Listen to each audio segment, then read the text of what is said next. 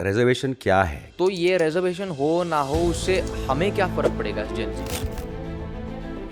So everything is divided now on the basis of caste. Science teacher का जो cut off था 2 out of 100 था. 2 out of 100? Yes, it's post graduation. उसका cut off था -40. So just imagine किस type के doctors बनेंगे. Mostly जो सुसाइड्स हुई है मोर देन 90% जनरल कैटेगरी वालों की हुई है। तो is reservation reason why they are leaving? So IITs जैसे इंस्टीट्यूट्स में रिजर्वेशन होना is dangerous for our country. And the misinformed youth is the biggest national security threat to. सिर्फ free coaching SC STs OBCs के लिए है। क्या general में गरीब बच्चे नहीं होते? Now tell me why kids of IAS and IPS needs reservation? तो उसके बाद जो है कई सरकारें आई, कई सरकारें बदली, तो अभी तक किसी ने इसको रिफॉर्म क्यों नहीं किया? हमारे पार्लियामेंट में रिजर्वेशन इन प्राइवेट सेक्टर का डिस्कशन चल रहा है। It is not a policy, it is politics now. They just want votes. तो इसका मतलब क्या है? हमारा कंट्री क्या बात कर रहे हो? एक कंप्लेंट में जनरल कैटेगरी के बच्चे के ऊपर FIR हो सकती है। तो ये बढ़ता जा रहा है, तो अगर 10% से अपने 60 पे आ गए, ये 100% हो जाएगा कुछ साल हाँ में। हाँ।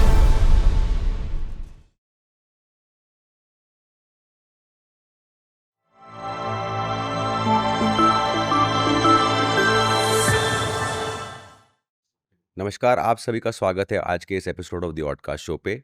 ये प्लेटफॉर्म मेरे बेटे और मैंने ने शुरू किया था चर्चा करने के लिए उन विषयों पे जो ऑड और रेलेवेंट हो। आज जो हमारे देश में एक बहुत ऑड और रेलेवेंट मुद्दा चल रहा है वो है रिजर्वेशन का, और उसके लिए हम बात करने जा रहे हैं श्रीमती अनुराधा तिवारी जी से, जो आए हैं हमारे पास स्टूडियो में। और हम ये 2 पार्ट सीरीज़ कर रहे हैं जिसमें हम एजुकेशन फेयर रिफॉर्म्स के बारे में बात कर रहे हैं। एक डिस्क्लेमर मैं देना चाहूँगा कि ये पॉडकास्ट जो है, ये 2 पार्ट सीरीज़ है, इसमें कोई भी हम जाति विरोध या किसी भी जाति के खिलाफ नहीं है, बल्कि हम ये कोशिश कर रहे हैं, हमारा ये कर्तव्य भी है कि हम सारे देशवासियों को साथ में लेके चलें और ये फेयर एजुकेशन रिफॉर्म सब के लिए हो। तो अनुराधा जी नमस्कार, कैसे हो आप? नमस्कार, मैं अच्छी हूँ। सबसे पहले अच्छा लग रहा है। सबसे पहले मैं आपको धन्यवाद बोलना चाहूँगी कि आपने इस टॉपिक के बारे में चर्चा करने का सोचा, बिकॉज़ बहुत से पॉलिटिकल पार्टीज़, बहुत से मीडिया चैनल्स इसके बारे में बात नहीं करना चाहते because of the politics happening in our country right now. But इसको हम बिना पॉलिटिक्स के कैसे बात करें, कैसे चर्चा करें? रिफॉर्म्स के बारे में तो बात कर सकते हैं। रिफॉर्म्स तो बिल्कुल। आई थिंक पॉलिटिक्स में आता ही नहीं है। पॉलिटिक्स में आता है सिर्फ वोट बैंक। तो as a citizen, as a concern citizen, we can talk about reforms in, मतलब होपफुली हम अपनी बात गवर्नमेंट तक पहुंचा सकते हैं। बिल्कुल। तो मैं ये चाहता हूँ जी कि आप थोड़ा एक कॉन्टेक्स्ट सेट कीजिए कि रिज़र्वेशन क्या है? क्योंकि क्या है कि जो यंगर जनरेशन है, उनको पता नहीं है कि एग्ज़ैक्टली रिज़र्वेशन की हिस्ट्री क्या है, किसने ये लागू किया था, क्यों लागू किया था, इससे किन लोगों को फ़ायदा होता है, सारे देशवासियों को होता है या कुछ sections of the country are benefiting? उसके बारे में थोड़ा आप हमें कॉन्टेक्स्ट दीजिए कि क्या हो रहा है? देखिए, रिजर्वेशन एक बहुत अच्छा इंटेंट था, कोर्स करेक्शन था जो BR अम्बेडकर ने सोचा था। उनका ये मानना था कि कुछ जातियों के साथ बहुत गलत हुआ है, जैसा हमने अपने हिस्ट्री में पढ़ा भी है, हिस्ट्री बुक्स में। तो इसलिए उन्होंने स्टार्ट किया था कि रिजर्वेशन कुछ कम्युनिटीज़ को, SC STs को मिलना चाहिए, और उन्होंने वो टाइम बाउंड किया था। ओके। 10 इयर्स टाइम बाउंड था, बिल्कुल क्लियर था कि they need some help, that's it, ताकि जो एक उनके साथ इनजस्टिस हुआ है उसको ठीक किया जाए। लेकिन उसके बाद हुआ क्या कि वो 10% मतलब 10 इयर्स के बाद ही उसको बढ़ाते जा रहे हैं, अभी तक बढ़ाते जा रहे हैं। हर 10 साल के बाद उसको बढ़ा दिया जाता है। तो अभी 1950 से 2026 चल रहा है, अभी तक वो बढ़ ही रहा है। 76 साल हो गए ऑलरेडी। हाँ, सेम ही चल रहा है। मतलब उसके ऊपर कभी पार्लियामेंट में कोई डिस्कशन नहीं होता कि एक्चुअली में कितने लोग अपलिफ्ट हुए, कितने फैमिलीज़ को हेल्प मिली, कितने कम्युनिटीज़ को ज़रूरत अब नहीं है, या कितने कम्युनिटीज़ तक ये नहीं पहुंच रहा, उन तक हमें पहुंचाना है। इसके बारे में कोई खास चर्चा होती नहीं है, बस उसको बढ़ा दिया जाता है। उसके बाद SC का 15% था रिजर्वेशन, ST का 7.5% था। 1990 में आफ्टर मंडल कमीशन, जो उस टाइम पे VP सिंह थे, उसके बाद OBC का रिजर्वेशन आ गया। तो हमारा रिजर्वेशन तब तक ऑलमोस्ट 50% पहुंच चुका था। तो वो VP सिंह के टाइम पे जो हुआ वो अभी तक चल रहा है, OBC। तो देयर इज़ नाउ SC का 15%, ST का 7.5% एंड देन OBC का 27% है। सो समहाउ ऑलमोस्ट 50% रिजर्वेशन हो गया था। देन 2018 2019 में फिर EWS आया, 10% रिजर्वेशन हो इकोनॉमिक वीकर सेक्शन को. सो नाउ ऑलमोस्ट 60% रिजर्वेशन है. So that is in a very simple language. और वो रिजर्वेशन गवर्नमेंट जॉब्स में है, एडमिशन के टाइम पे है, प्रमोशन में है. इसके अलावा और भी कोई चीज़ों में है रिजर्वेशन? रिजर्वेशन मतलब हर चीज़ में है. अगर आप एप्लीकेशन फॉर्म भी भर रहे हो तो वहाँ पर भी रिजर्वेशन है. SC का फीस अलग है, ST का अलग है, OBC का अलग है, जनरल कैटेगरी का अलग है, EWS का अलग है. अगर कट ऑफ आता है वो भी अलग है. अगर आप एडमिशन फ़ीस भर रहे हो, एडमिशन आपका हो गया है तो उसमें भी अलग अलग है. देन लाइब्रेरी बुक्स में भी रिजर्वेशन है. SC STs को इतना बुक्स मिलेगा, OBCs को इतना बुक मिलेगा, जनरल वालों को इतना बुक मिलेगा. उसके बाद स्कॉलरशिप में there is reservation. So everything is divided now on the basis of caste. जिसका जो कास्ट है उसके बेसिस पे एडमिशन पॉलिसीज से लेके जॉब्स एंड प्रमोशन पॉलिसीज तक भी ये है. बट जैसे आम जो भारतीय है, जैसे मैं हूँ एज अ लेमैन, अगर मैं मुझे ये हमेशा, जन्मा हूँ 1970s में, तो मुझे तो यही मालूम है कि जो है मंडल कमीशन इज़ रिजर्वेशन. उसके पहले क्या था क्या नहीं, नोबडी, मतलब even I don't know. But अब जब आप आ रहे थे तो मैंने थोड़ा रिसर्च किया तो मुझे ये पता चला कि ज्योतिराव फुले जी जो हैं उन्होंने 1892 में प्रपोज किया था कि रिजर्वेशन होना चाहिए. तो इसके बारे में क्या जानकारी है आपको? नहीं, मंडल देखिए, अब ये तो फिर विल टॉक अबाउट कि बैकवर्ड मतलब क्लास पॉलिटिक्स जब से स्टार्ट हुई. So then we have to talk about OBC because you are talking about Mandal commission ना, OBC. तो वो हुआ था जब JP आंदोलन हुआ, देन जनता पार्टी आई. बिल्कुल. सो यूपी बिहार में जो लीडर्स थे थोड़ा वहाँ से कास्ट पॉलिटिक्स स्टार्ट हो गया था. So there were Karpoori Thakur थे जो बिहार में थे, तो ही वॉज आई थिंक वो फर्स्ट थे जिन्होंने OBC रिजर्वेशन स्टार्ट किया था बिहार में. ये मेरा गेस है कि उन्होंने स्टार्ट किया था. वहाँ से फिर नेशनल डिमांड शुरू हो गई थी. एंड देन मुरारजी देसाई थे जो प्राइम मिनिस्टर थे, तो उन्होंने मंडल कमीशन का मतलब स्टार्ट किया कि you work on all these things. And जो मंडल जी थे जो इन्वॉल्व थे, उनकी बड़ी इंटरेस्टिंग हिस्ट्री है. ही केम फ्रॉम अ जमींदार family, he himself was very rich. तो उन्होंने ये रिपोर्ट बनाई थी. तो 1980 से लेके 80s में उन्होंने बनाई थी. 80 से लेके 90 तक वो फाइल ऐसे ही पड़ी रही. 1990 में जब VP सिंह आए तब उन्होंने इसको इम्प्लीमेंट करने का ऑर्डर दिया था. And then we saw the protest and all. VP Singh कोई पब्लिक डिमांड नहीं थी, कोई प्रोटेस्ट नहीं था, कोई लोग रोड पे नहीं थे कि हमें OBC रिजर्वेशन चाहिए ही चाहिए. There was no public demand. उन्होंने उसको इम्प्लीमेंट करा दिया. Then we saw the protest because of course he wanted to be like Ambedkar of OBC. जैसे अम्बेडकर को दलित कम्युनिटी मानते हैं, तो वो उनका वही था कि I must do something like that. तो उन्होंने OBC का स्टार्ट कर दिया. But then we saw the protest and the protest was very intense. बहुत सारे बच्चों ने अपने आप को आग लगाई थी, जिसमें राजीव गोस्वामी सबसे ऊपर उनका नाम आता है. उनको इतनी इंजरीज भी हुई, बाद में उनकी डेथ भी हो गई थी उन इंजरीज के कारण. तो वो बहुत डिस्टर्बिंग एनवायरनमेंट था 1990 का. And I'll give you one example here. If we are talking about 1990, and I think ये हर सिटीज़न को पता होना चाहिए कि 1990 में जब हमारे यहाँ पे बच्चे अपने आप को आग लगा रहे थे कि रिजर्वेशन के अगेंस्ट, तब चाइना और इंडिया का जो GDP था वो सेम था. ओह, एग्जैक्टली थोड़ा सा डिफरेंस था, दैट्स इट. थोड़ा सा, ऑलमोस्ट सेम था. They focused on globalisation, they focus on industrialisation, and look where they are. उनका GDP आज के टाइम में 5 टाइम्स इंडिया से ज़्यादा है. एंड हम लोग कुछ नहीं खास कर पाए. Even we are nowhere in the AI race also. अभी भी क्या डिस्कशन हो रहा है, जब चाइना में डीप सीक लॉन्च हुआ था, it was all over news in the world. ठीक है, सब उसके बारे में बात करते हैं. What our parliament was discussing. आप शॉक्ड हो जाओगे कि हमारे पार्लियामेंट में रिजर्वेशन इन प्राइवेट सेक्टर का डिस्कशन चल रहा था. क्या बात कर रहे हो? Yes, look at the priorities. And then we discuss कि हम ग्रो क्यों नहीं कर पा रहे हैं, हम चाइना क्यों नहीं बन पा रहे हैं, हम डेवलप्ड क्यों नहीं बन पा रहे हैं. लुक, अपना प्रायोरिटीज भी तो देखो ना, व्हाट यू आर डिस्कसिंग. मतलब we have youth, so called youth leaders like Rahul Gandhi, Chirag Paswan, Tejasvi Yadav. They are young, they are called youth leaders, and they all of them are demanding reservation in private sector on record. So look at the future कि क्या होगा. तो it is high time we start talking about reforms. Otherwise तो ये private sector में भी reservation लेकर आ जाएंगे। एंड देन प्राइवेट सेक्टर में अगर लोगों को लगता है कि कुछ नहीं होगा, क्या फ़र्क पड़ता है, जनरल वालों को जितनी सीट अभी गवर्नमेंट में मिल रही है उतनी प्राइवेट में मिलेगी, नहीं, कोई इन्वेस्ट नहीं करेगा, कोई बाहर की कंपनी इन्वेस्ट नहीं करने वाली इंडिया में।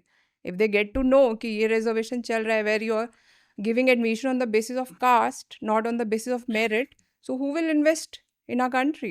Absolutely scary. मैं एज अ जेनजी, अभी मैं प्राइवेट यूनिवर्सिटी में पढ़ रहा हूँ और उसके बाद भी मैं बिजनेस ही चालू करूँगा, तो ये रिजर्वेशन हो ना हो उससे हमें क्या फ़र्क पड़ेगा एज जेनजीज?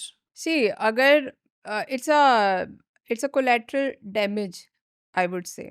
जैसे क्या होगा कि ठीक है, आप गवर्नमेंट स्कूल में नहीं जा रहे हो, गवर्नमेंट हॉस्पिटल्स में भी नहीं जा रहे हो, आप वो सर्विसेज नहीं ले रहे हो, but I tell you exactly हो क्या रहा है। गवर्नमेंट स्कूल में जो teachers, I give you one example, जैसे उड़ीसा में अभी रिसेंट कट ऑफ था, तो मैं आई थिंक साइंस टीचर का जो कट ऑफ था 2 आउट ऑफ 100 था, 2 out 0.6। Of 100? Yes, 0.6 out of 100 था, 0.6। क्या बात कर रहे हो आप? हाँ, कट ऑफ यही था। वो पढ़ा भी रहे हैं आज के डेट में, इतना ही कट ऑफ था। Second, I will give you another example, NEET PG का जो एग्जाम था अभी, it was all over news also, it's post graduation, उसका कट ऑफ था -40। We are talking about medical health care, -40 post graduation में। So just imagine किस type के doctors बनेंगे। And then there is another argument कि क्या फ़र्क पड़ता है, नेगेटिव कट ऑफ को एडमिशन मिल भी रहा है ही, उसको पढ़ना ही पड़ेगा तभी डिग्री मिलेगी। तो ऐसा नहीं होता। 3 साल के कोर्स को they are completing in 5 years, 6 years और 7 ईयर्स, 10 ईयर्स भी लग रहे हैं। ऐसे बहुत सारे एग्जाम्पल्स हैं। तो वो किसका पैसा है? टैक्स पेयर फंड कर रहा है उसको, right? So you will be paying taxes, बिल्कुल। तो यू शुड बी कंसर्न कि मेरे टैक्सेस कहाँ जा रहे हैं यहाँ पे। गवर्नमेंट स्कूल में जो टीचर की सैलरी है 70 to 80,000 है। अगर आप 0 मार्क्स वाले को टीचर बना रहे हो, 2 मार्क्स वाले को बना रहे हो, एंड माइंड यू वहाँ पे हर कास्ट के बच्चे आते हैं, गरीब बच्चे आते हैं गवर्नमेंट स्कूल्स में। Correct, so correct. हमारा नेक्स्ट जनरेशन कैसा होगा अगर उनको 2 नंबर वाले पढ़ा रहे हैं? So your tax is also going there उन टीचर्स की सैलरी में, देन रिटायरमेंट में जो उनको पेंशन मिलेगा। So there you have third example I will give you. JE का जो जूनियर इंजीनियर का जो कट ऑफ है, जो फ्लाईओवर्स बना रहे हैं, ब्रिजेस बना रहे हैं, वो 0 मार्क्स का है। सो जो ये टूट रहे हैं, यू कैन से कि ये हो सकता है कि उस रीजन से भी टूट रहा है। Corruption is one reason, but then look at the kind of people we are The hiring. quality. Quality. And there are ample examples because I've been talking about this issue since many years. I'll give you one more example. IIT में कुछ बच्चे जो reserve category के थे, वो because cut off का इतना difference है, राइट? एंड देन उसके बाद आपको पढ़ना तो वही सिलेबस पड़ेगा जो टॉपर्स पढ़ रहे हैं। बिल्कुल, सो फॉर बिल्कुल। For you it will be little difficult, right? So थोड़ा डिफिकल्ट वहाँ पे हो जाएगा, तो वो बर्डन टीचर्स पे आ रहा है। And look at the average in the class कि क्या होगा वहाँ पे। इनोवेशन होना चाहिए, बट टीचर को अपना थोड़ा सा लेवल कम करके पढ़ाना पड़ रहा है, बिकॉज वो उनको समझ आ रहा है कि शायद बच्चों को थोड़ा स्लो समझ आएगा या ये टॉपिक नहीं समझ आएगा। सो आईआईटीज जैसे इंस्टीट्यूट्स में रिजर्वेशन होना is dangerous for our country. तो आपने अभी ये जो -40 का बोला, -40 का जो कट ऑफ था, वो मेरा अटेंशन बहुत अच्छे से कैच कर ले। उसका एग्जैक्टली ये चलता कैसे है? क्योंकि ये मैं पहली बार सुन रहा हूँ एज एजेंसी। सी इसका लॉजिक ये है कि अगर सीट्स फिक्स्ड है, for example SC ST OBC का सीट जो है फिक्स है, वो जनरल को नहीं दिया जाएगा, वो फिक्स ही है, ठीक है? तो वो कट ऑफ उतना ही लेकर आना पड़ता है जब तक वो सीट्स नहीं मतलब फिल होती है, तो इससे वो कट ऑफ और कम होता जाता है। सो बट अगर आपको कोई नहीं मिल रहा है उस सीट पे, तो वो सीट जनरल को नहीं जाती है। That is another flaw. See अगर कोई सीट खाली है, आपको नहीं मिल रहा है, आप सबसे पहले तो you should set some minimum qualifying marks, जैसे कि टीचर्स हैं, हेल्थ केयर है, यहाँ पे we can't compromise on the quality. Even engineers. Even engineers, तो वहाँ पे आपने एक मिनिमम क्वालिफाइंग मार्क्स फिक्स कर दिया कि इतना तो हमें चाहिए, करेक्ट। और आपने सीट रिजर्व भी रखी है। तो वहाँ पे अगर आपको कोई नहीं मिल रहा रिजर्व कैटेगरी से, so why can't you give दो seats to general category? Correct, ठीक है। करेक्ट। और यहाँ पे मैं एक और बताना चाहूँगी जो बहुत लोगों को नहीं पता होगा, 60% रिजर्वेशन है SC ST OBC EWS का, तो जो 40% बचता है that is called open category. तो ओके। उस ओपन में anybody can apply, even SC ST OBC अच्छा, मतलब they can also. yes they can also apply। So if wow they are, okay if let's say उन्होंने बहुत अच्छे marks score किया है, तो वो जनरल में दे कैन अप्लाई, वो सीट उनको गया। ताकि उनके चांसेस ओवरलैप हो जाए टेक्निकली दोनों कैटेगरीज में। हाँ, राइट। तो जो 40% है, बहुत लोगों को पता नहीं है। वो बोलते हैं तुम्हारे पास यू हैव 40% ना, नहीं, 40% इज ओपन, करेक्ट उसमें कोई भी अप्लाई कर सकता है, बट जो रिजर्व्ड है उसमें जनरल वाला अप्लाई नहीं कर सकता है। करेक्ट तो इसीलिए वो सीट जो है वो रिजर्व्ड रहती है, वो किसी और को दे नहीं सकते, तो कट ऑफ लो जाता है। बट आई थिंक यहीं पे इसकी ज़रूरत है कि you set some minimum qualifying marks, so we don't get to hear such news कि -40 को नीट पीजी में एडमिशन मिल रहा है, 2 मार्क्स वाले को टीचर बनाया जा रहा है, सो वी डोंट और फिर वो कॉम्प्रोमाइज। पढ़ा के डॉक्टर बना रही है हाँ, या एग्जैक्ट इंजीनियर बना रही है। Exactly exactly. तो आपने जो अभी 60% का जो नंबर दिया उसका आप जरा ब्रेक डाउन दे सकते हैं कि एग्जैक्टली कैसा है हॉरिजॉन्टली कैसे कैसे ब्रेक डाउन होता है वो। See, there is vertical, then there is horizontal. Vertical में SC is 15%, ST is 7.5%, OBC is 27%, EWS is 10%. EWS का क्या है full form? EW economic weaker section. Weaker section, हाँ, ओके। सो ये नया अभी 2018 या 19 में आया था, एंड आई थिंक 2019 में। उसके बाद ये ऑलमोस्ट अभी 60% रिजर्वेशन है। Then there is horizontal reservation, वो होता है जैसे PWD का हो गया, विमेन रिजर्वेशन हो गया, एक्स सर्विसमैन का हो गया। सिंपल कॉन्टेक्स्ट है सकते हैं कि हॉरिजॉन्टल और वर्टिकल का एग्जैक्टली मतलब क्या है इसमें? हॉरिजॉन्टल का आई टेल यू, जैसे 100 सीट्स है, हम्म उसमें 5 विमेन है, 5 विमेन रिजर्व कर दिया है, और वो that is called horizontal reservation. So 1 from SC, 1 from ST, within category reserve होगा, 1 from OBC, 1 from EWS। So within category जो रिजर्वेशन होता है that is called horizontal reservation.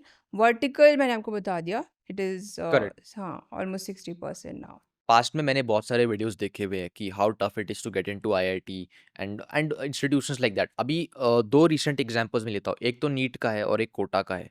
Mostly जो सुसाइड्स हुई हैं more than 90% probably general category वालों की हुई है। राइट। तो उनके पर्सपेक्टिव से क्या आप हमें थोड़ा सा समझा सकते हैं कि उनके ऊपर क्या प्रेशर है? सी, अभी आपने अच्छा एग्जाम्पल लिया नीट का। अभी प्रोटेस्ट भी हुआ था जंतर मंतर पर, तो रीज़न उसका था नीट में बच्चे, इतने बच्चों ने सुसाइड कर लिया। हाँ सो उससे बहुत एंगर बढ़ा था कि इतने बच्चों ने सुसाइड कर लिया, बट उसमें nobody wants to talk about कि मेजॉरिटी बच्चे जनरल कैटेगरी के थे। ऐसा क्यों? क्योंकि उनके पास प्रेशर जो है वो 10 टाइम्स ज़्यादा होता है। एक तो सीट्स कम है, कट ऑफ का डिफरेंस बहुत ज़्यादा रहता है। I will give you one example, Akanksha Chaturvedi, जिसका बहुत लोगों ने डाला भी था, राहुल गांधी ने भी यस आई थिंक डाला था। वो मध्य प्रदेश से बहुत गरीब फैमिली से थी, बहुत ही गरीब फैमिली से। उनको पढ़ाने के लिए उनके फादर ने नागपुर में कुक का जॉब किया, रसोइया का। 3 लाख का उन्होंने क्रेडिट कार्ड पर लोन लिया, किसान क्रेडिट कार्ड पर 3 लाख का। उनको पूरा कोचिंग दिलाया, पढ़ाने का फैसिलिटी। अब now try to understand from her point of view, मेरे पापा मेरे लिए क्या क्या कर रहे हैं। यहाँ पर आ गए, कुक बन गए, वहाँ पे हम लोग गांव में रह रहे थे, हम लोगों ने और फाइनेंशियल डेट में है अभी। हाँ फाइनेंशियल डेट में है। एक बच्चा जो होता है, जो अपने पेरेंट्स को इतना सफ़र करते हुए देखता है, वो गिल्ट में रहता है पूरा टाइम वैसे ही, ठीक है। उसके बाद वो पढ़ रहा है, देन उनका स्कोर, आकांक्षा का स्कोर भी अच्छा आया, 640 आई थिंक था। She is mention that in her letter, suicide letter जो था। अगर वो उतना स्कोर आता तो शायद उनको कहीं सीट मिल जाता, राइट। लेकिन जब पेपर लीक हो गया तो देर इज़ नो श्योरिटी कि दोबारा से इतना स्कोर मिलेगा कि नहीं मिलेगा। बिल्कुल बिल्कुल अब हाँ सोचो कितना प्रेशर होगा कि 3 लाख का ऑलरेडी ले लिया है, वो मेरे पापा कैसे चुकाएंगे, दोबारा से मुझे पढ़ना पड़ेगा। अगर नहीं हुआ तो we have no other option. Option या कितने बच्चे ऐसा सोचते हैं कि मेरे पास कोई ऑप्शन ही नहीं है। बिल्कुल तो जनरल कैटेगरी वाले जो है वो एक्चुअली में ज़्यादा सफ़र कर रहे हैं because of reservation. And paper leak हर साल, मतलब हर साल नहीं होता है, ठीक है। लाखों बच्चों को, 20 लाख बच्चों ने नीट का एग्ज़ाम दिया था, उतना इम्पैक्ट होता है। रिजर्वेशन करोड़ों बच्चों को इम्पैक्ट कर रहा है हर साल, but nobody wants to talk about that. उसके बारे में कौन बात करेगा? कोटा में नो, कोई न्यूज़पेपर या कोई मीडिया चैनल, कोई पॉलिटिकल पार्टी नहीं पूछेगी कोटा में जितने बच्चे सुसाइड कर रहे हैं, जहाँ जेई का तैयारी करते हैं, वहाँ पे मेजॉरिटी बच्चे जनरल कैटेगरी के होते हैं। लेकिन इसकी डिमांड कोई नहीं करेगा कि ये स्टडी लेकर आओ कि जो बच्चे हैं किस कास्ट के ज़्यादा हैं, because nobody wants to touch that topic. अगर वो करेंगे तो आपको उसके बारे में फिर बात करना पड़ेगा कि अच्छा जनरल के बच्चे क्यों कर रहे हैं इतना suicide, correct, then you will have correct. To talk about reservation. So it's convenient कि उसके बाद उस टॉपिक को टच ही नहीं करते हैं। आपको कॉन्टेक्स्ट देने के लिए आज तक मैंने जो भी केसेस सुने हैं सुसाइड के, specially related to IIT NEET, मैंने आज तक उसके अंदर रिजर्वेशन या कैटेगरी का नाम ऐसे सुना नहीं है। मोस्टली जब न्यूज़ पे आता है या वहाँ पे आता है तो मोस्टली देखा है कि बस सुसाइड है, तो मुझे लगा कि सब लोग की तरफ से हो रहा है, लेकिन अभी मुझे पता चल रहा है कि सिर्फ जनरल कैटेगरी वाले मोस्टली कर रहे हैं। राइट, सी क्योंकि जब एज अ स्टूडेंट हम लोग पढ़ते हैं ना, तो मैंने भी इंजीनियरिंग किया है, गवर्नमेंट कॉलेज से मैंने किया है। सो हम एक काइंड ऑफ उस अंडरस्टैंडिंग में आ जाते हैं कि अच्छा हमारी सीट्स इतनी ही है, तो हम उसके लिए पढ़ने लग जाते हैं। करेक्ट, बट हम कभी ये नहीं सोचते कि यार इतनी कम सीट्स क्यों है हमारे लिए। वाई, जो 100 सीट्स है तो 100 सीट पे सबको कॉम्पीट करने दो ना, सेम कट ऑफ रखो। ये सबका अलग अलग कट ऑफ और हमारे सीट्स इतने कम, ऐसा क्यों है? बट देन हमारे सीट्स कम है, let's start studying because we don't have time to talk about that topic. तो हमारा फोकस पढ़ाई पे रहता है। सेम बच्चों के साथ होता है जो कोटा के लिए जेई के लिए पढ़ रहे हैं, जो नीट के लिए पढ़ रहे हैं। So I think it's high time we start talking about कि जनरल कैटेगरी के बच्चे एक्चुअली में बहुत ज़्यादा प्रेशर में है आज के डेट में बिकॉज ऑफ द रिजर्वेशन।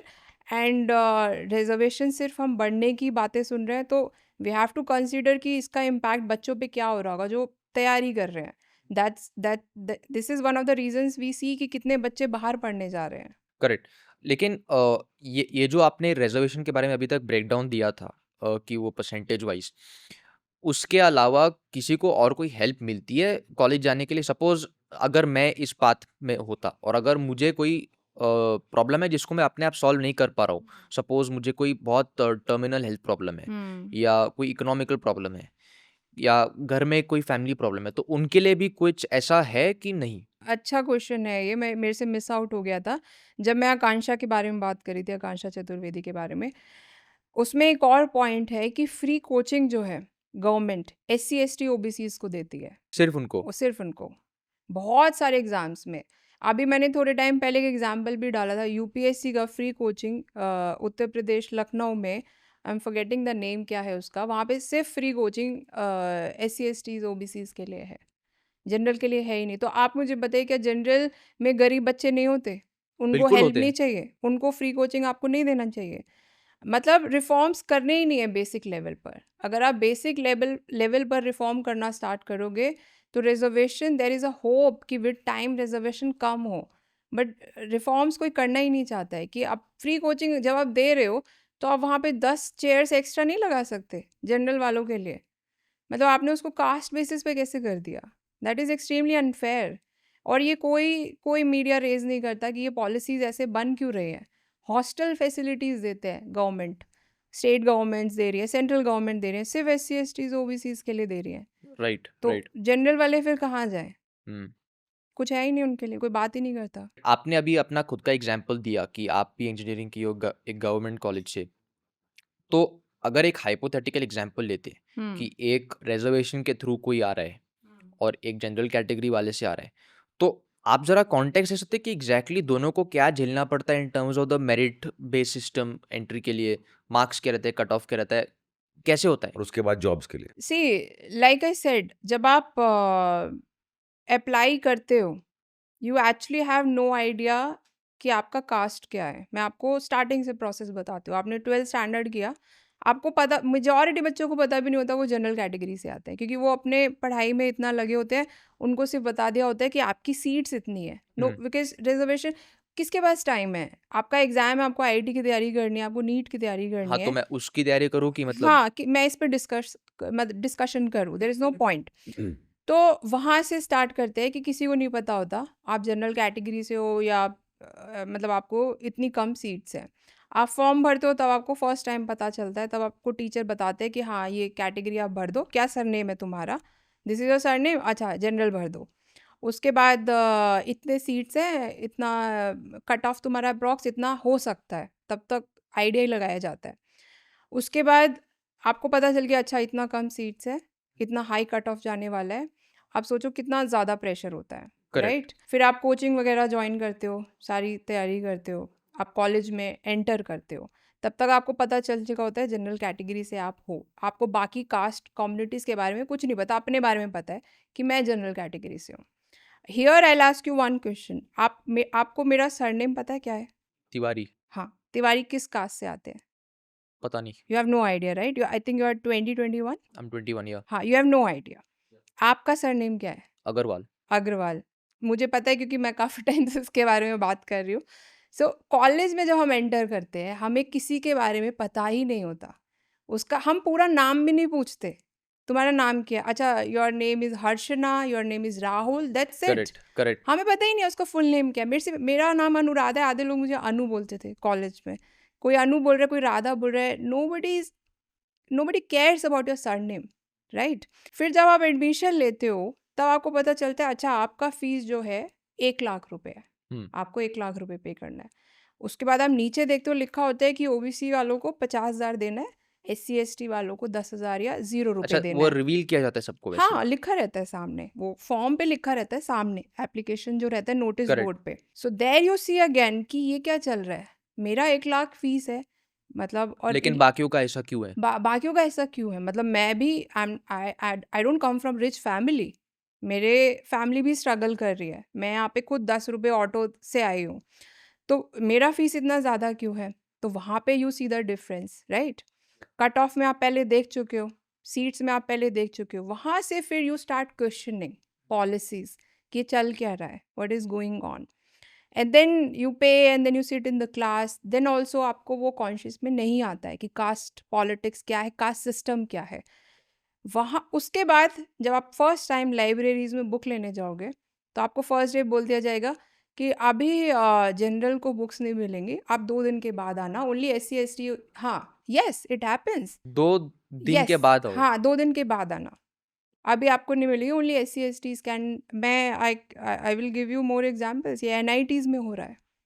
तो 2 दिन के बाद आना, then you will get the books. या फिर बोला जाएगा you can only take 3 books और 2 books, that's it. Then you will see कि अच्छा आपके जो फ्रेंड्स हैं, जिनका आपको कास्ट भी नहीं पता, you are friends with them, they are taking 10 books, but you are not allowed to take more than 3 और 4 बुक्स।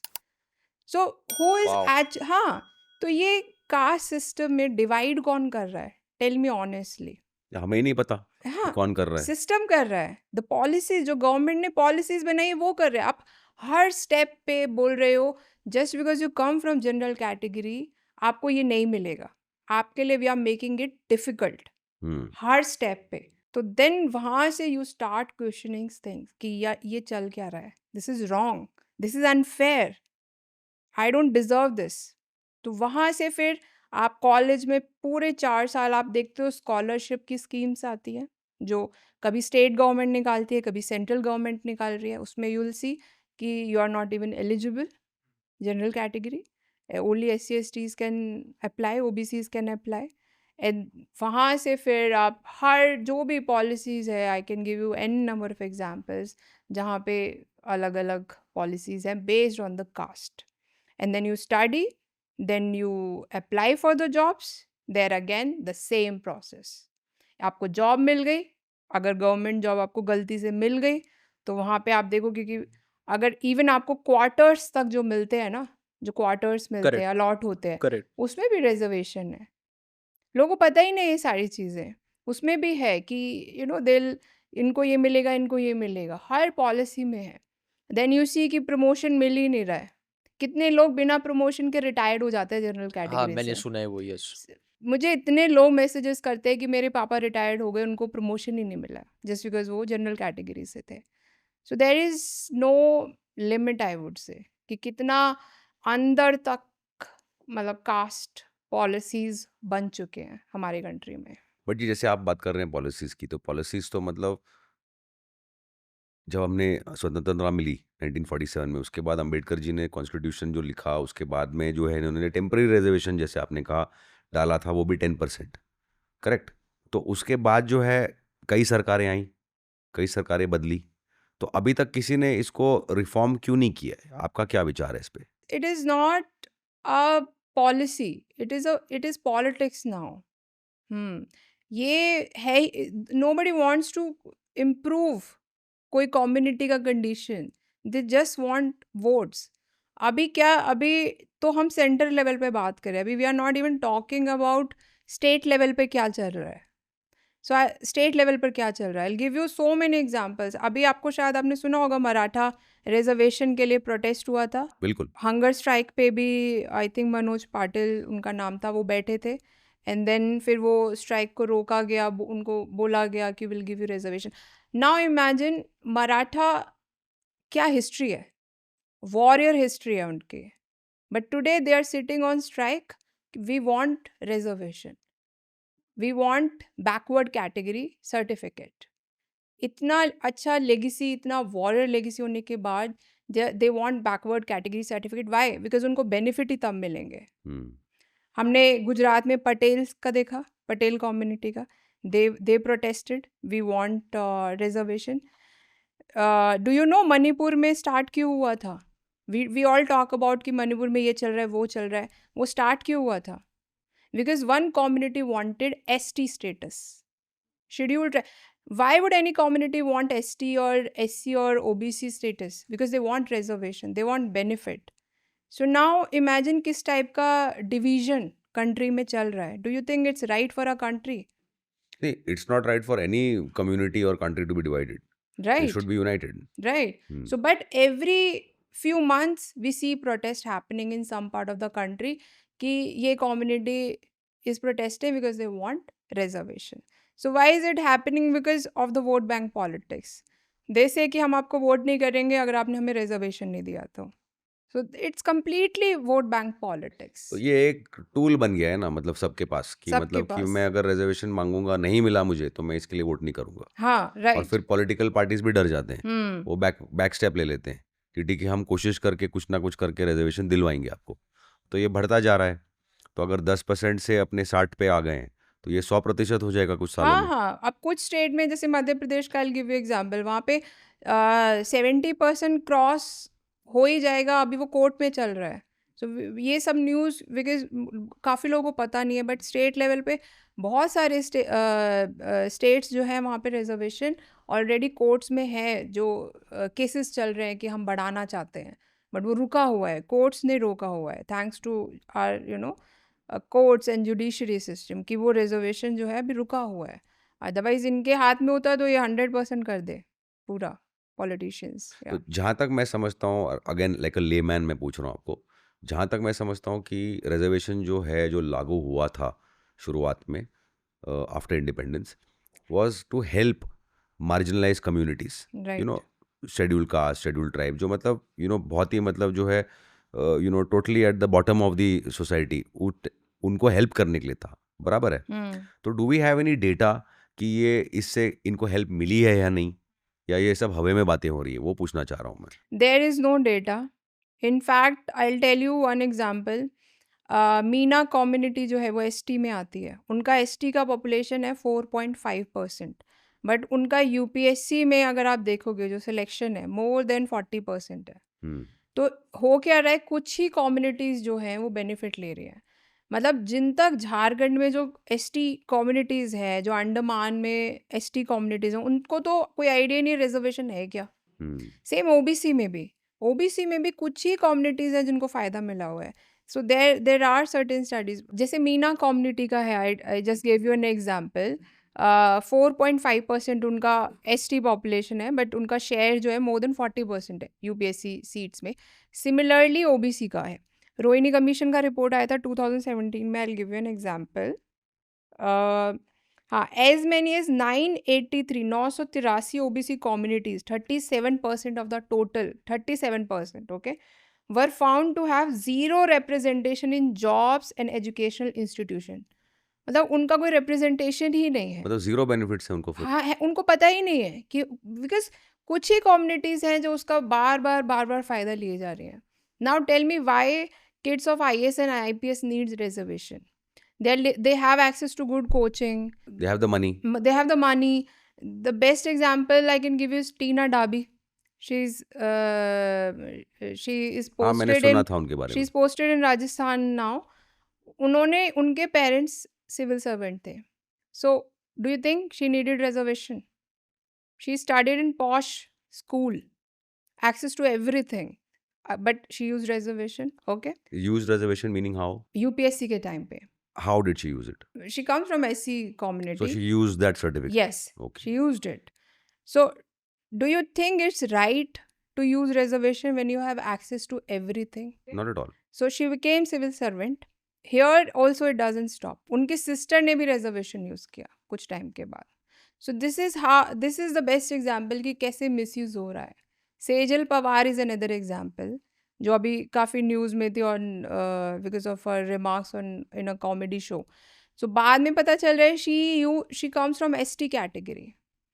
मतलब इंस्टाग्राम पे अगर आप देखोगे इतने एक्सपेंसिव बैग्स हैं, एक्सपेंसिव ट्रिप्स चल रहे हैं, but on the other hand you are using ST category for your medical studies. So this is the clear misuse happening right in front of our eyes.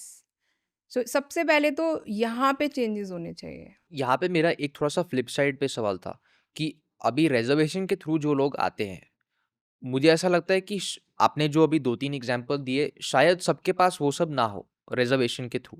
अगर आप कह रहे हो कि सबको एक साथ ही कम्पीट कराओ, तो रिजर्वेशन वाले लोग भी ये कह सकते हैं ना कि जनरल वाले लोगों के पास मेजॉरिटी में शायद और फैसिलिटीज और उनको अनफेयर एडवांटेज मिलेगा फिर. But where is the data? How do you know? it's just a hypothetical question. Yeah, no, but I'm asking hypothetically, where is the data?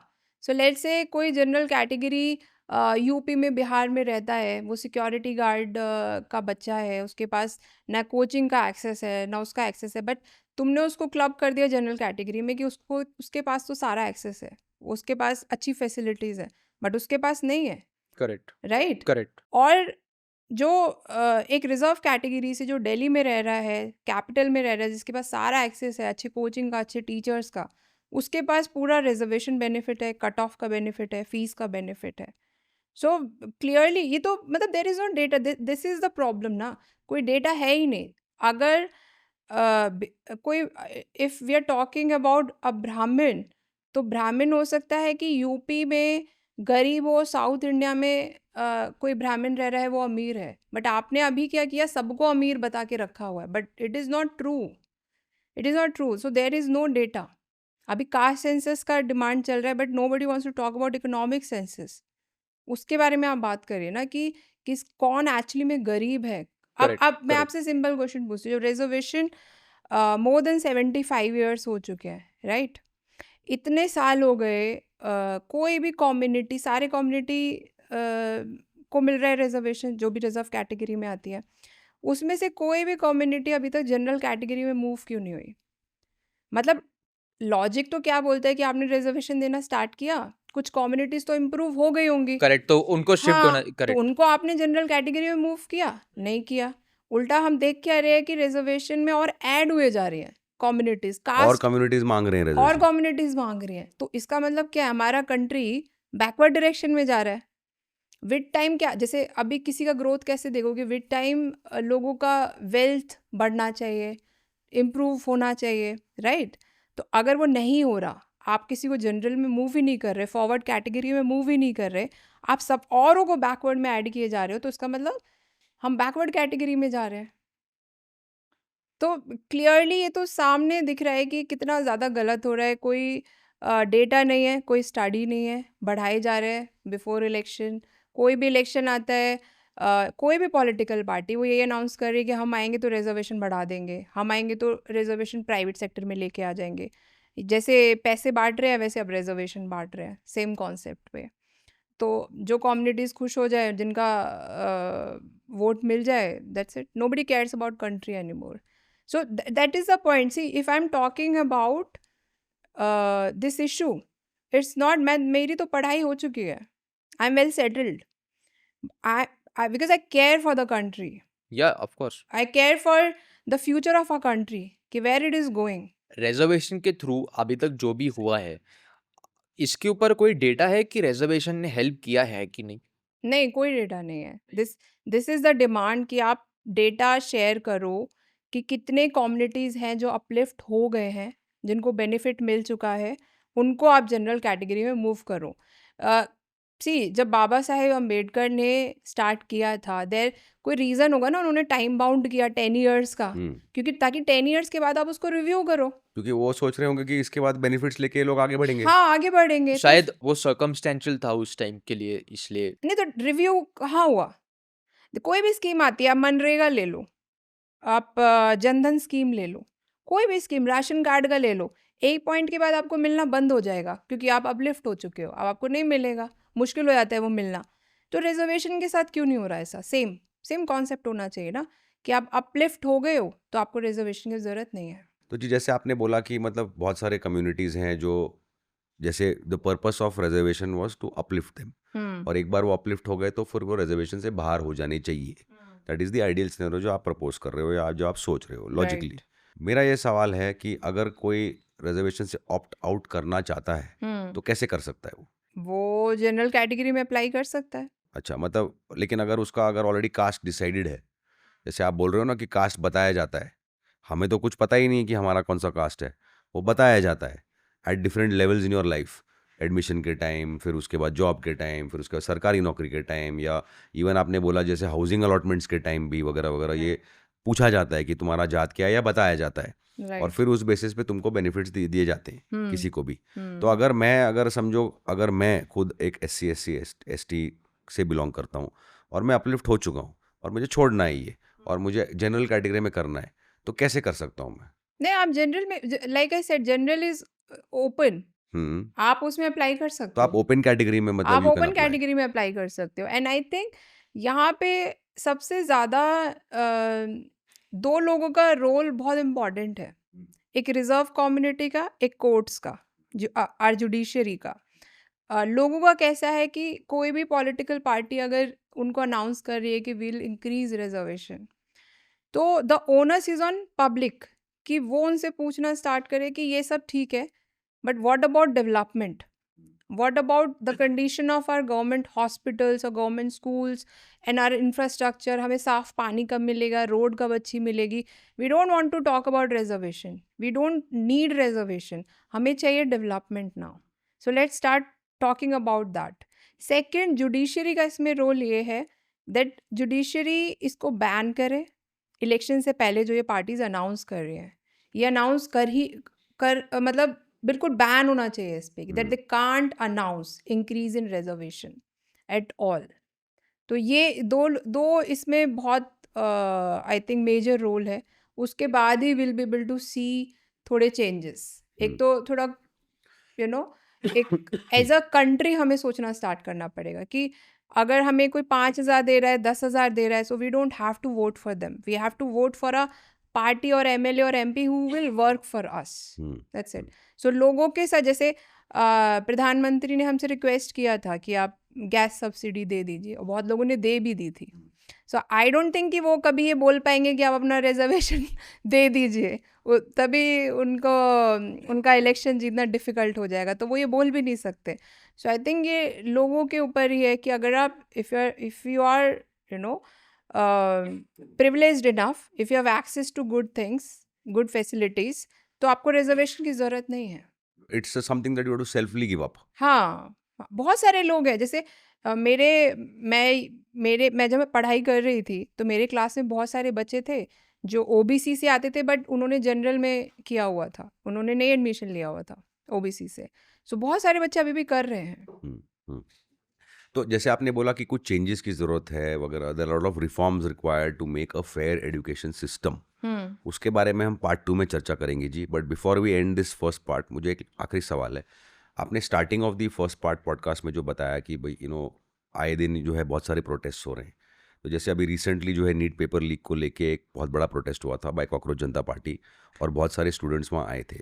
तो वहाँ पे जो है वो प्रोटेस्ट जो है मतलब आम नज़रे से मैं अगर देखूं, and again I don't affiliate with any political party, मैं ये कहना चाह रहा था कि भाई उस प्रोटेस्ट में नीट पेपर को छोड़ के काफ़ी और सारी बातें हो रही थी। तो shouldn't this protest, shouldn't the students जो है, जैसे आप बोल रहे हो कि स्टूडेंट्स को भी तो सोचना चाहिए ना कि भाई किस प्रोटेस्ट में जा रहे हैं, क्या कर रहे हैं वो वहाँ, क्योंकि वहाँ पे क्या है कि आज़ादी के नारे, राइट। फिर रिलीजन आ गया बीच में, फिर किसी को रिहा कर दो जेल से, ये सब सारे चर्चाएं चालू हो गई वहाँ। तो is this street power being used by certain elements right. Wrongly? Right. What is your thought? See इसका जो बहुत लोगों ने आर्ग्यूमेंट दिया ना, वो ये दिया कि ऐसे बहुत सारे न्यूज़ आए कि किस टाइप के लोग उस प्रोटेस्ट में पार्टिसिपेट करें। जैसे अरुंधति रॉय को स्टेज दिया गया, वहाँ से हमारे रिलीजन के अगेंस्ट बोला गया, ओपनली नारे लगे हैं, ओपनली। सो उसका आर्ग्यूमेंट जो अगर जब वो पब्लिक में आया भी, तो आर्ग्यूमेंट बच्चों ने क्या दिया कि मतलब we don't care about all these things, the issue is right कि हमें फेयर एजुकेशन सिस्टम चाहिए, हमें रेजिग्नेशन चाहिए एजुकेशन मिनिस्टर का। सो वी डोंट केयर वहाँ स्टेज पे कौन आ रहा है, किस टाइप के लोग आ रहे हैं। So we don't involve us in all these things. तो उसका मेरा आंसर ये है कि you can not ignore the ideological part कि आप किन से एसोसिएट हो रहे हो। अगर उस वहाँ पे इस तरह के लोग आ रहे हैं, तो you are associating with those people, you are actually appropriating them. वहाँ पे फेयर एजुकेशन सिस्टम का चल रहा है, प्रोटेस्ट चल रहा है। अगर वहाँ पे नारे लग रहे हैं आपके रिलीजन के अगेंस्ट, वहाँ पे आप स्टेज दे रहे हो टू समवन हु थिंक्स कि who believes Kashmir is not even a part of India, तो you are appropriating them, you are giving them confidence कि वो आगे चल के कुछ भी कर सकते हैं। आप उमर खालिद जैसे डिस्कशन वहाँ पे कर रहे हो, तो that has no connection to fair NEET education paper, हाँ। सिस्टम। हाँ, आपने वहाँ पे बच्चों के बारे में कितनी बात की, वहाँ पे नीट के बच्चे कितने थे, और रिजर्वेशन के बारे में तो कोई बात नहीं हुई। रिजर्वेशन के बारे में वो तो 100% वहाँ होता ही नहीं, बिकॉज वो पूरा ही हाईजैक्ड बाय लेफ्ट था।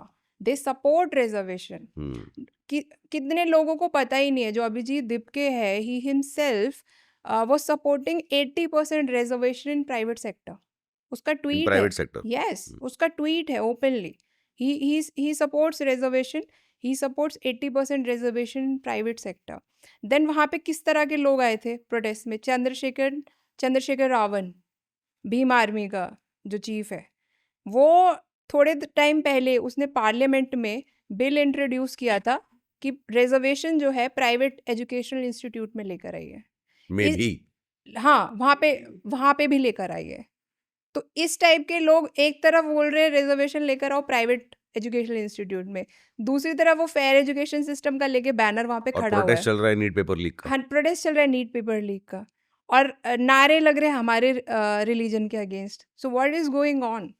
सो ये सब कुछ, see demand was right, issue was right, फिर वो मिसगाइड हुआ, यू हाईजैक्ड हुआ बाय पॉलिटिकल पार्टीज लाइक आप, जिसका सबसे उसमें आई थिंक मेजर रोल था स्टार्टिंग से। एंड देन वो स्ट्रीट वायलेंस में गया, बिकॉज वहाँ पे भीम आर्मी के मेंबर्स आ गए, एसपी के आ गए, और भी बाहर के लोग आ गए। स्ट्रीट वायलेंस हुआ, and then government accepted those demand. वो और भी ब्लंडर था। You can not give this dangerous message at least in today's time. एक और चीज़ मैं आपको हाईलाइट करना चाहता हूँ जी कि द ब्रिटिश एजुकेशन मिनिस्टर जो है, she recently came out and give a lovely speech, जिसमें उसने बोला है कि आज जो हमारी यूथ है वो पढ़ रही है सारा, जो उनका सारा इन्फॉर्मेशन न्यूज़ आ रहा है इंस्टाग्राम से राइट। या सोशल मीडिया ऐप से, न्यूज़ से नहीं आ रहा है। ना तो ये पेपर पढ़ते हैं, अखबार पढ़ते हैं, और साथ में किताबें भी नहीं पढ़ते हैं ये लोग। तो ये they are misinformed, and the misinformed youth is the biggest national security threat to UK, to England. इसके बारे में आपका क्या विचार है? ये तो अभी हमने देखा कुछ दिनों पहले कि हमारे लिए कितना बड़ा सिक्योरिटी थ्रेट है। कैपिटल में, पार्लियामेंट से कुछ ही दूर इतना बड़ा प्रोटेस्ट हो रहा है, पुलिस पे भी अटैक किया जा रहा है, पुलिस ने भी स्टूडेंट्स पे अटैक किया। बट ये सब हुआ क्यों? स्टार्टिंग से पूरा इंस्टाग्राम जो था पूरा हाईजैक हुआ, इन्फ्लुएंसर्स को पे किया गया to start talking about this protest and about this issue and everything. बच्चों को कोई नॉलेज नहीं थी, वो सिर्फ एक बात बोले जा रहे थे, रेजिग्नेशन ऑफ एजुकेशन मिनिस्टर। कुछ उनको रिफॉर्म्स का आइडिया नहीं था, कुछ उनको नीट एग्ज़ाम के बारे में आइडिया नहीं था, उनको कुछ एनटीए नहीं पता था, उनको ये नहीं पता था कि ऑलरेडी इसके बारे में पॉलिसीज़ जो राधा कृष्ण कमेटी है उन्होंने क्या क्या चेंजेस बताए हैं, उसमें से क्या क्या इम्प्लीमेंट हो रहा है। एक्चुअली स्टूडेंट्स को कोई आइडिया था ही ना, क्योंकि वहाँ स्टूडेंट्स थे ही नहीं। That is a whole point. वहाँ पे कंटेंट क्रिएटर्स थे जिनको व्यूज़ चाहिए थे, जिनको फॉलोअर्स चाहिए, तो पूरा हाईजैक था, hijacked by, and it is like a genuine security threat. And I think government, and then the kind of abuses we heard किस तरह के अब्यूजेस थे. सो डू यू थिंक कि ये लैंग्वेज नॉर्मलाइज हो रही है, यू नो? शायद हो रही है इसके कारण। मे बी हमें आइडिया नहीं है because we are not using Instagram, right? But then government को तो कुछ एक मैकेनिज्म बनाना पड़ेगा ना टू रिव्यू कि चल क्या रहा है वहाँ पर. How can you normalise such language? How can you be okay about the fact that young generation is abusing army openly? मतलब they do not even respect army. Just imagine. So ये security threat क्या, आप तो nationalism भी basic उन बच्चों में instill नहीं कर रहे हो. So where our future is going? Our neighbor countries are China, Pakistan, Bangladesh. ऐसे हमारे neighbor countries है. We are very lucky in that sense. उसके बाद बच्चे जो है वो आर्मी की रिस्पेक्ट नहीं कर रहे हैं. So it's a huge I think concern for everyone and it was shocking for everyone जिनको पता नहीं था कि इंस्टाग्राम पे एक्चुअली में चल क्या रहा है. दे थिंक एवरीबडी इज गोदी मीडिया. जो भी उनके अगेंस्ट बोल रहा है वो गोदी मीडिया है. जो भी उनके जो उनसे डिसएग्री कर रहा है उनको वो अब्यूजेस दे रहे हैं ओपनली. मतलब अगर आप इंस्टाग्राम पे कुछ पोस्ट भी करना चाह रहे थे ना उस टाइम पे कि दिस इज़ रॉन्ग, आप पोस्ट नहीं कर सकते थे. इतना हाईजैक था उस टाइम पे. सो Really? यस. एंड मैं खुद धर्मेंद्र प्रधान जो एजुकेशन मिनिस्टर थे, जब वो यूजीसी गाइडलाइंस लेकर आए थे फरवरी में, जनवरी फरवरी में, तो आई थिंक किसी को पता ही नहीं है कि उस टाइम कितना प्रोटेस्ट हुआ था. यूजीसी गाइडलाइंस जो थे वो इतने ड्रैकोनियन गाइडलाइंस थे. दे वर अगेंस्ट जनरल कैटेगरी. एक कंप्लेंट में जनरल कैटेगरी के बच्चे के ऊपर एफआईआर हो सकती है. अच्छा. हाँ, कॉलेज में जब वो पढ़ रहे हैं. इस तरीके का कास्ट पॉलिटिक्स चल रहा है. तो जब वो आउट हुआ, जब वो ओपन हुआ कि इस तरीके के गाइडलाइंस ये गवर्नमेंट लेकर आ रही है, तो बहुत प्रोटेस्ट हुआ. नॉर्थ इंडिया में मोस्टली हुआ. बच्चे सड़क पर आए, बच्चों ने प्रोटेस्ट किया. वो गाइडलाइंस पर स्टे सुप्रीम कोर्ट ने लगा दिया फिर. और इतना प्रोटेस्ट और इतना अप्रोर होने के बाद तो तभी कितने लोगों ने डिमांड किया था resignation of education minister. But they ignored it because वो जेन्युइन लोग हैं, जेन्युइन इशू है. सो वो, और जबकि वो गाइडलाइंस तो डायरेक्टली अंडर एजुकेशन मिनिस्टर आते हैं. यहाँ तो फिर भी एनटीए इन्वॉल्व है बीच में. वो तो डायरेक्टली अंडर एजुकेशन मिनिस्टर है. सो अगर वहीं से आप अकाउंटेबिलिटी सेट कर देते तो आई थिंक इस स्टेज तक आप आते ही नहीं. सब तो गवर्नमेंट के लिए फीडबैक है कि टाइम पे आप सुनना स्टार्ट करो लोगों के genuine issues. Otherwise anybody can come and hijack it. जो हमने स्ट्रीट देखा पावर ना. स्ट्रीट पावर, मतलब ये बार बार हमने देखा है. हमने फार्म लॉस के टाइम पे देखा. This is such a wrong president. मतलब गवर्नमेंट जो सेट कर रही है और ये दोबारा से same thing is happening. You are meeting members of MIM party. Our cabinet minister, health minister is meeting members of meme party. Can you imagine? We have a population of 200 crores. You are making a 120, joke. 130 crores, 140 crores, not 200. I think we are almost there. Maybe. We are almost there. अभी होगा तो पता चलेगा. We have, I think हमने China cross कर दिया बहुत पहले. China we have already overtaken, but I don't think we are 200. We are around 150. But anyways मैं ये कहना चाह रहा हूँ कि जो है हम लोग को जो है कॉन्टेक्स्ट बहुत अच्छी तरह से आपने समझा दिया है कि what is reservation, what is the history, what is the this thing. And now we will talk about reforms in part 2. तो we let's get into the reforms now because I think हम लोग काफ़ी अच्छी तरह से समझ चुके हैं. एंड आपको समय भी कम है, you have to take a flight. Right. तो बहुत बहुत धन्यवाद हमारे साथ जुड़ने के लिए in part 1. And to the audience, if you have like what you have जो भी आपने अभी तक देखा है, if you like it, please watch out for part 2, जहाँ पे we are going to talk about solutions with Anuradha ji.